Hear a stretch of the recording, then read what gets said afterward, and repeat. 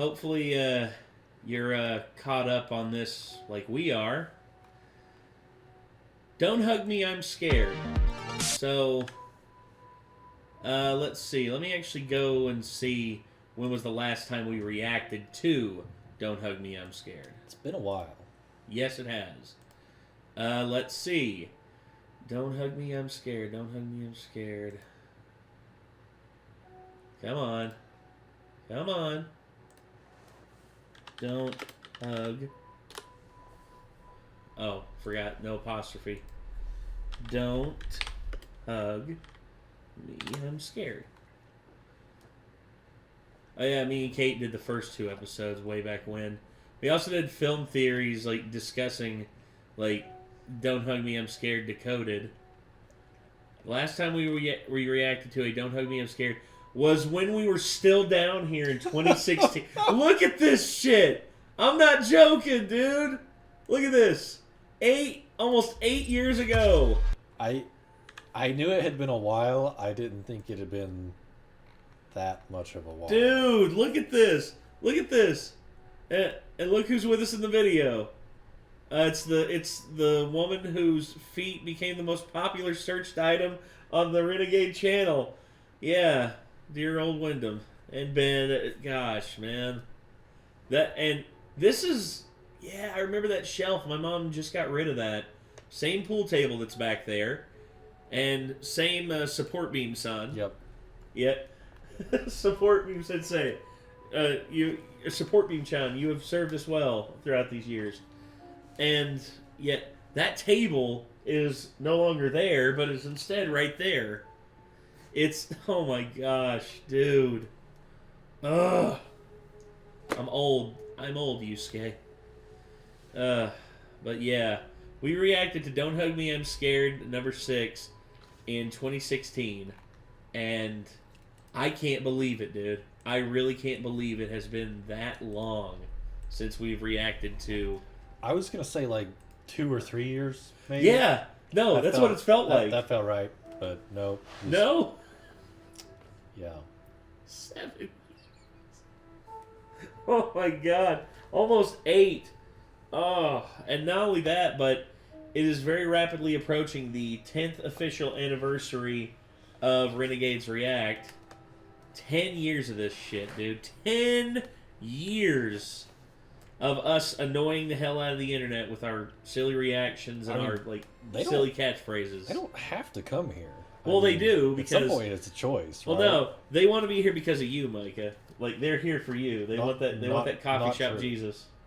Are you kidding me? They want to soothe themselves with the view of the Kraken and take clippings of your beard and sell it online as like actual heirlooms of Jesus Christ. Because, people are crazy. Yeah, that's fair. That's uncomfortable. I know. But Don't Hug Me, I'm Scared was a hell of a series when we watched it. We watched all 6 of the original episodes. I think there's other stuff that's come out in the interim, but we haven't had a chance to check it out. But, yeah. Don't Hug Me, I'm Scared web series, Kill Count by Dead Meat. Let's check it out and let's see what kind of insanity James is going to reminisce.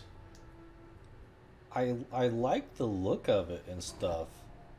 Because puppets are cool, but it was excruciatingly weird at times. Yes. Yes, it was. For me, like, the most uncomfortable ones was, like, the time one, because it showed them all getting old and, like, falling apart and being decrepit. Yeah. Then there was the other one. It was, like, what's your favorite idea? Mine is being creative.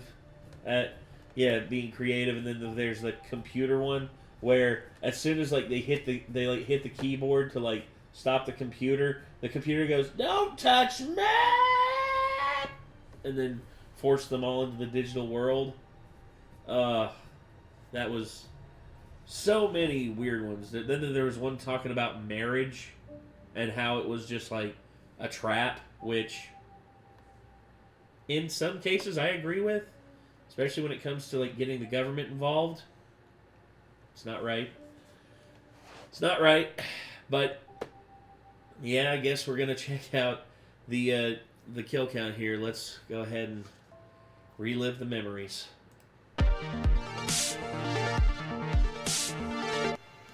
Welcome to the kill count, where we tally up the victims in all our favorite, well, I don't know, man. We are in uncharted territories here with the SAG strike. But hey, we're trying new shit, which is why we're looking at Don't Hug Me, I'm Scared, a British YouTube series consisting of 6 episodes, most of them released from 2014 to 16. We've covered a couple web series before, like Crypt TV's Look See and Sunny Family Cult, but those were both more or less straightforward horror stories, as weird as Look See could get sometimes. Oh, and by the way, bitch, you never caught me!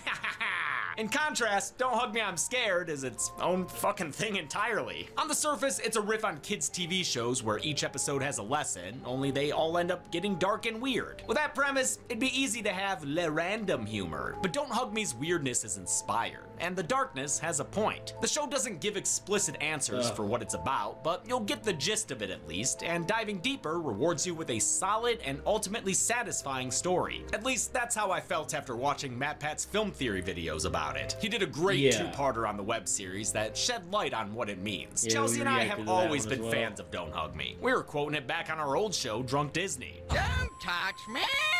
Don't touch me! It's just got so much thought and... Wait. Don't touch me! Don't Also, James. Jesus Christ, dude, with the abs. touch me!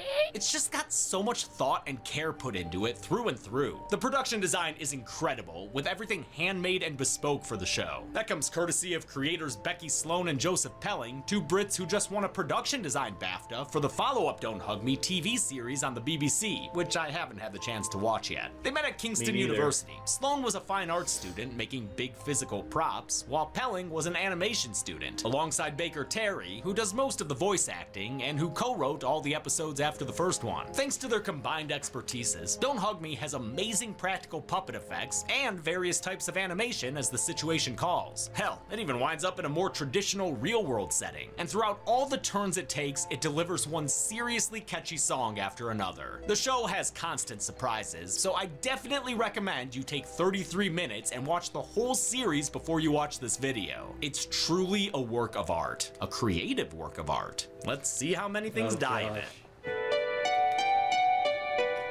The series begins with an episode released as Don't Hug Me, I'm Scared 12 years ago in summer 2011. We're in a prop-filled kitchen where 3 friends sit at a table: Red Guy, Yellow Guy, and Duck. They're good lads. A sketchbook flips open and starts singing at them about how to live deliciously or creatively. At first, the lesson's a hard sell for these guys. I use my hair to express myself. That sounds pretty boring. I use my hair to express myself. But they keep at it, and soon they're seeing clouds of past kill counts, like Cujo, Frogs, and, Scream 6, maybe? Unfortunately for Yellow Guy, the most childlike of the gang, he seems to be doing creative things all wrong. Green is not a creative color. It's only the first sign something's amiss. The second is when they flip into toon mode and reveal a film set behind them, ushering in a montage of madness that sees a glitter heart and the longest mullet I've ever seen on Yellow Guy, looking like Marge Simpson with her hair down. This experimental jazz-infused acid trip ends with the sketch pad all creatived out. Now let's all agree to never be creative again. And you know what? Fuck it. Let's put Sketchpad on the count. The rules for this one are that there are no rules. I mean, the little lady said she was donezo, then flopped back and folded. Toss her in the recycling bin. So yeah, that was the Technically, that's not correct because at the end of the 6th episode... Never mind, he'll get there when he gets there. first episode. Pretty weird. We had a sketchbook, voiced by co-creator Becky Sloan, teaching that creativity can be done a right and a wrong way. Not the usual message for kids. And damn did my blood run cold when she calmly clapped back at Red Guy. I use my hair to express myself. It's the one and only Digo Double G.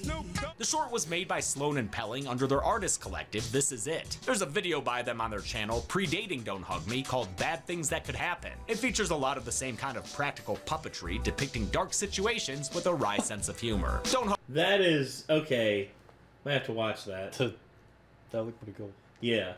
Hug Me I'm Scared, retroactively called Creativity, became popular online, so they pursued their original idea of making it a series. The second episode was supported by Random Acts, a public arts fund by the UK's Channel 4. Oh. Sloan and Pelling turned down offers of more money from bigger companies, so they could keep making the show exactly the way they wanted to, which is awesome. Episode Fair 2 enough. came out 2.5 years later in January 2014. Now the Yeah. bros are in the living room, apparently on the same day, June 19th. It's a whole fucking thing. Red Guy and Duck look more or less the same, but let me tell you, time and budget were good to Yellow Guy. Speaking of time, that's what this episode's all about. There's There's always not enough time time. for a song. What?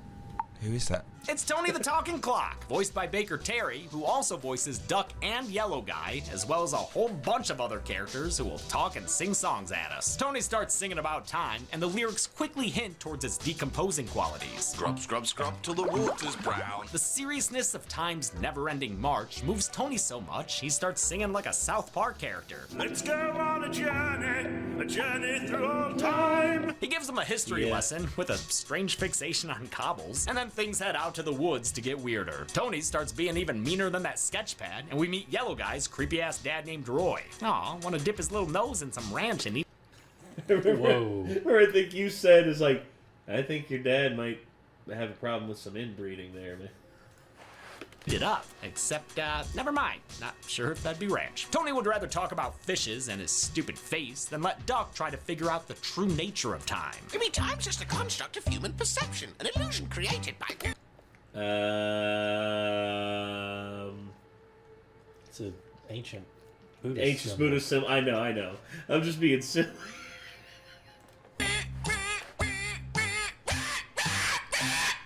Aw, you broke Yellow Guy. Damn it, Tony! Actually, he really broke him. He makes him and his friends age like they were put in a temporal microwave. It's honestly disturbing.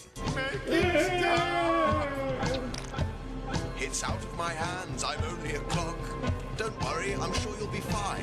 But eventually everyone runs out of time. Hell of a kids TV show these guys are running. When this second video also proved successful, a Kickstarter was launched to make a full series with a goal of raising about 100,000 quid. The campaign promised a show that would answer life's questions like, where do dogs live? And why is this pillowcase full of ham? I like that Sloan and Pelling lend their sense of humor to so much of what they do. To support the Kickstarter, they released 2 terrifying analog horror ransom videos. If you're watching this, then we need your help. Then on the Kickstarter's behind the scenes featurette, they included repetitive use of crafting B-roll that eventually gets painful, and more inaccurate descriptions of the show. Don't Army I'm Scared is about 3 best friends who go on an adventure to find a magic pirate ship and save the day. It even Joe. That's how I remember it. Oh yeah. Yeah. Yeah. After getting on a computer and giving all their information, a pirate ship busts through the wall and was just like, "Hey, I thought you were on an adventure to find me." had sketches of and voice recording sessions for completely non-existent characters. I love it. The Kickstarter succeeded, and episode 3 was released 8 months later in October of 2014. The guys are in the great outdoors, and also possibly missing according to that sign. Maybe they're just trying to get away from all the weirdos in their house and enjoy this delicious chicken picnic. Duck's a little protective of that chicknick. Dang it, I did not mean to say that at the exact same time James did. The chicknick.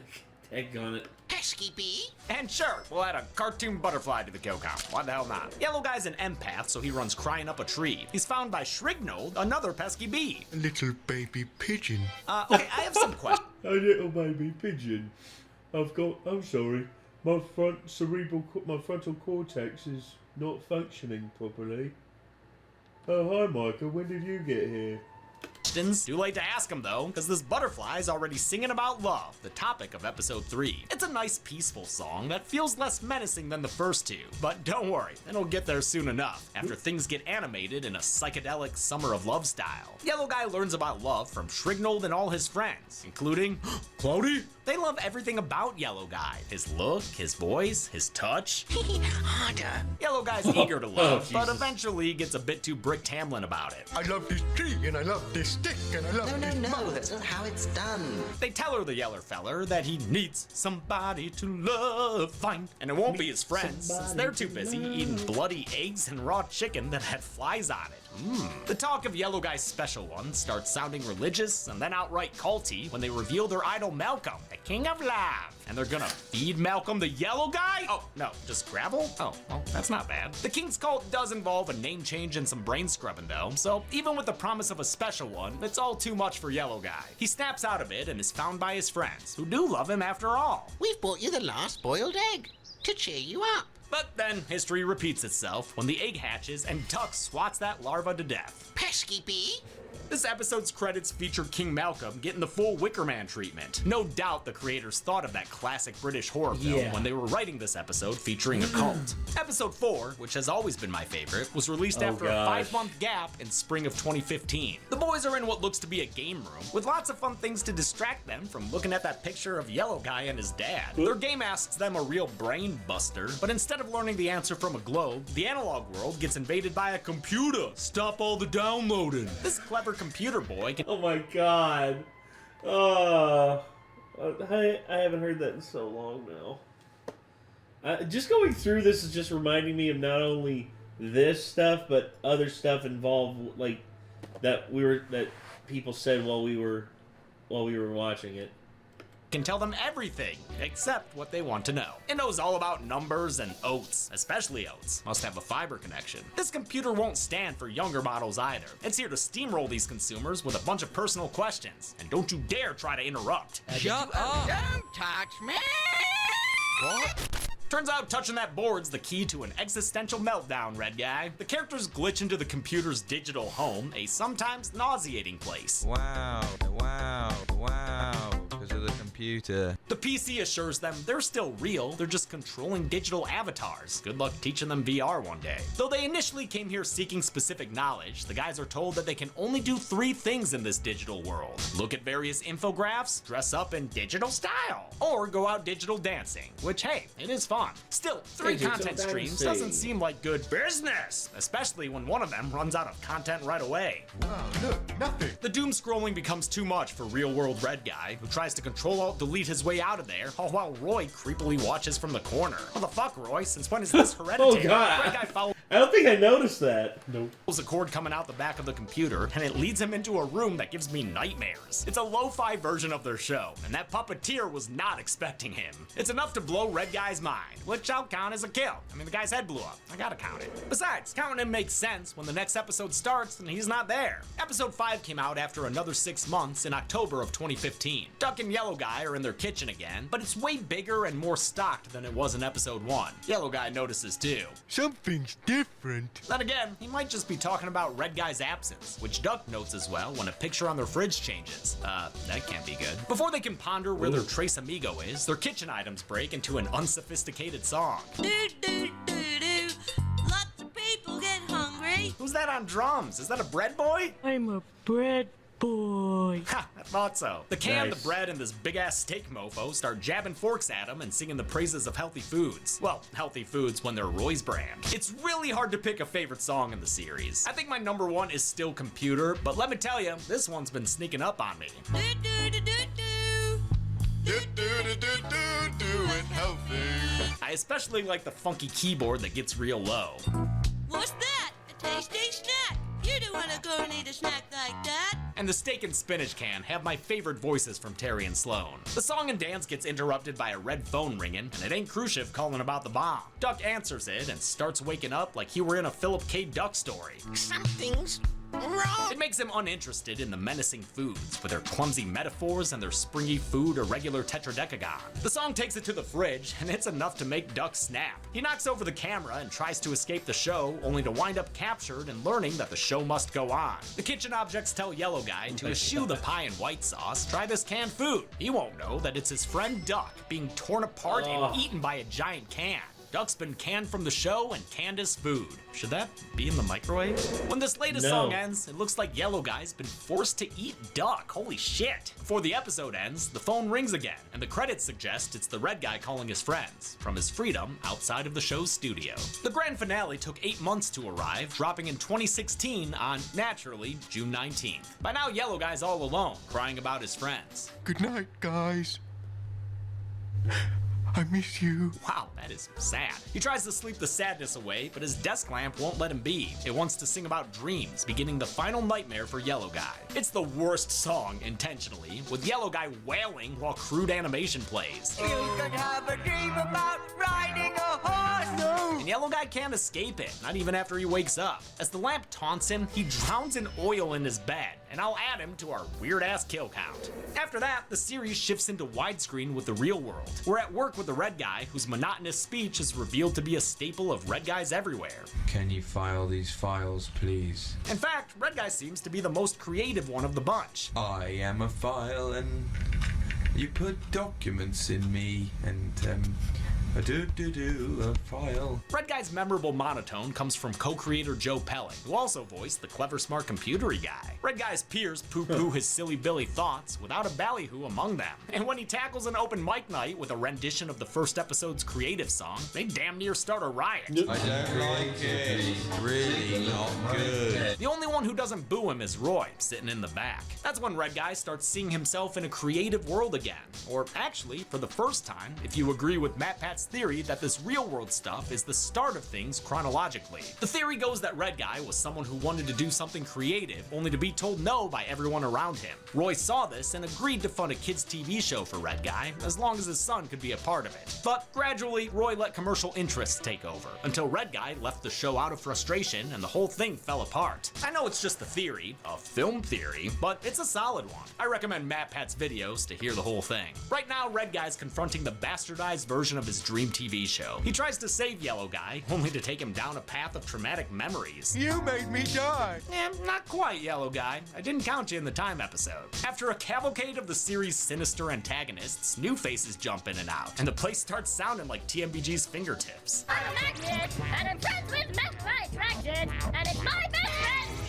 Dig a hole at the bottom Both of those voices were cameos. While Sloan, Pelling, and Terry did most of the voices throughout the series, the Magnet is voiced by Thomas Ridgewell, aka YouTuber Tomska, whose kill won the Golden Chainsaw in the Dude Bro Party Massacre kill count, although we failed to point him out. Sorry guy, Tomska donated £5,000 to the Don't Hug Me Kickstarter, which earned him an EP credit in episodes 3 through 6 and a voice cameo here. Meanwhile, the Shovel is voiced by Kellen Goff, a prolific voice actor who's been in several Five Nights at Freddy's projects. As Red Guy tries to fix things, a long arm extends from the shadows to place upon his shoulder. But sorry dude, it's not your friend the Yellow Guy, it's Roy. No one wants Roy's hand on their shoulder. Red Guy does his old trick of following the cord, and after wondering what will happen when he pulls the giant plug, he fucks around and finds out. It creates a brand new day, literally, with palette-swapped versions of the three main characters. They're actually their favorite colors now, as they mentioned in the first episode. Yellow Guy even gets to be green. Hopefully this new sketchpad will be nicer to them as— Oh yeah, new day, new, like, I didn't think about that. I was thinking about it like I was thinking about the sketchpad coming back at the end. I was just like, well, technically he didn't die. He's just resting, and then he comes back at the end. But no, it's like where it's a different thing, I guess. Yeah, you could count the series starts anew. How many rule-breaking kills did I count in this episode? Let's find out and get do-do-do-do to the numbers.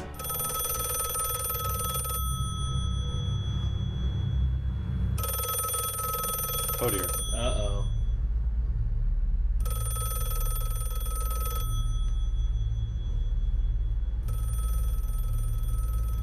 Answer the phone, James. Answer the phone, James.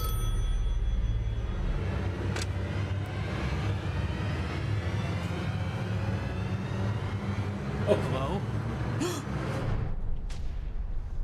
Oh my god, what happened to me? Hey, James, I actually had a quick question, and oh, you're a puppet. Dude, I know! Wait, does that make me felt meat? Ew, gross, no! Whatever, it doesn't matter. I was actually working on a new kill count. I didn't authorize that. Hey, look, shut up! I'm still confused as to sometimes what kills count and what kills don't count. Oh, well, I can help you with that. Great! With a song! God damn it. There are rules you need to know when you want to count kills up. Yes, what rules must I know? I'll tell you if you'd shut the fuck up. Rule 1 concerns animals. Like if you should count Bambi's mommy. Yes, her death made my heart sad. Too bad, cause she wasn't human-y. We only count humanoids. not animals or creatures. But didn't you count Bruce the shark? That was mostly a joke, not standard procedure. Wait, Puppet James, didn't you just count a butterfly a few minutes ago in this very episode? Yep. Well, doesn't that break your own rules? These rules are for regular episodes. This one is fucking weird! Rule 2 deals with infections, viruses, and becoming zombies. Oh yeah, we count them twice, right? Only if we saw them die previously, which brings us to rule number 3. I gotta pee. We don't count unseen backstory deaths. It's gotta be characters we know. Get out of here! From a flashback or someone we already met. When there's a whole room of kills that make you scream, Oh my gosh! the simplest way to count them is to put that work all on Josh. Oh, come on. Even in the song? One last rule for now. Thank God. And this one's very important to me. No skin, no soul, no service. Never ever count a bastard skelly. Bastard. Skellies. Bastard skellies. Bastard skellies. Ends the kill count and rules. But don't feel too encumbered. Just make sure you always finish by saying, let's get to the numbers. He had way too much fun with this episode. I am all about it, dude. I'm jealous though. I've always wanted a puppet of myself. I think we might be able to arrange that. Weird that you're that confident, but okay. Don't worry. You'll see all in due time. Oh jeez. I don't want to be turned into a puppet. I just want a puppet. Ah, damn it. Well, there goes that plan. Yeah. Anyway. Whew, that one was a doozy. I counted 6 kills in Don't Hug Me, I'm Scared. Although, maybe I should have counted the aging kills in time, too? Oh, well, whatever. This thing is all messed up. I'm not even sure what to do about a pie chart. Oh, yeah. I guess that works. Colors Yeah. are fun. With 6 episodes across the web series, that left us with an average of 1 kill per episode. Easy. I'll give the golden chainsaw for coolest kill to Duck. That giant can runs amok with his guts, which probably couldn't have smelled too good on set. Dom Machete for lamest kill will go to the sketchbook, who bullied Yellow Guy so hard it died of exhaustion. And that's it. Don't Hug Me, I'm Scared is an incredible web series that released its last episode in 2016. Thankfully, the creators would get to continue the series with a BBC show consisting of another 6 episodes. If this kill count does well, maybe I'll look at that too. But until then, I'm James A. Janice. This has been The Kill Count. Hey, thanks a lot for watching The Kill Count for Don't Hug Me, I'm Scared. We are officially in the weird era of kill counts. Who made this wonderful puppet, Zoran? Of course it would be my good friend Gina DeVivo, who makes all the things for any of my kill counts, and now she's made this amazing puppet there. Just James. Yes. Just James. Thank you, Gina. And big thanks to Fiona, our executive assistant, for the decoration on set. Did you notice that Billy was turned into Red Guy? Oh, wow. Do you want to play a game? Every day you go fishing with your mates, but now there's fish everywhere. Hopefully you liked this episode. I thought it was a lot of fun. I had a lot of fun filming it too, and puppeteering. Speaking of plushes, you can get this Lucy plush at deadmeatstore.com. Hey, cute That's little kitty right. plush. We live in a fucking felt world now, don't we? There's also other new merch available on the store. There's slow ass motherfucking Jeff merch. We have it. And there's also a new line of Be Good People merch, which again, all proceeds from Be Good People merch always goes to charity. We don't make any profit from those. This one is going to a veterans charity. Yay! Thanks a lot for watching. I'm James A. Janice, and this is James A. Puppet Janice, and be good puppets. Well, there you go. That was pretty cool. The memories, dude. The memories. Don't Hug Me, I'm Scared. What a friggin' trip. What a friggin' trip. All the way through, man. I mean, Don't Hug Me, I'm Scared. Dude, is there, like, anything better than just, like, well, anything, like, I shouldn't say better. Is there anything, like, just, like, in terms of, like, reminiscing, just, like, going back and seeing this kind of stuff and just being like, man, I'm old now. I mean, keep in mind, you still look the same. You look exactly the same. Me, I've changed. Got a few more gray hairs than I did, but, you know, I feel like I'm holding it together pretty well. Okay, internet, fans of the channel, does Micah not look exactly the same as he did Like when we first started doing these. I do wonder how many videos I have worn this in. This is like its own character, actually. I would say so. And he was sporting the beard long before I was. I only had a puny little goatee, and now I've joined the beardy club. But dude, this series, it brings back so many memories of just like times from the past. Don't get me wrong, I'm still having fun with this. I'm still enjoying this, but gosh, back in 2016, back when I was still like 28, and I was 28 and I didn't have like any like as many worries as I do right now. Ugh, man, getting old sucks. Turns out life It's gets overrated. harder and you get slower. Well, as Thor, one of my favorite video game developers, stated, it's like, here's the thing about life. You get updates. And the thing about these updates is you can't get rid of them. And your body just has them forever now. And you're never going to be... And here's the thing. You can try patches. Yeah, but they're Bethesda updates, so... Yeah. You're going to be filled with more bugs than you know what to do with. But yeah. This series, this video... brings back so many memories, and I'm glad that we were able to watch it. And here's to hoping in the future we're able to enjoy even more stuff. And see more puppets. Yes. So, all right. Until next time, everyone. Signing off. I'm Nate. Micah. Y'all be good people. Take care. Peace.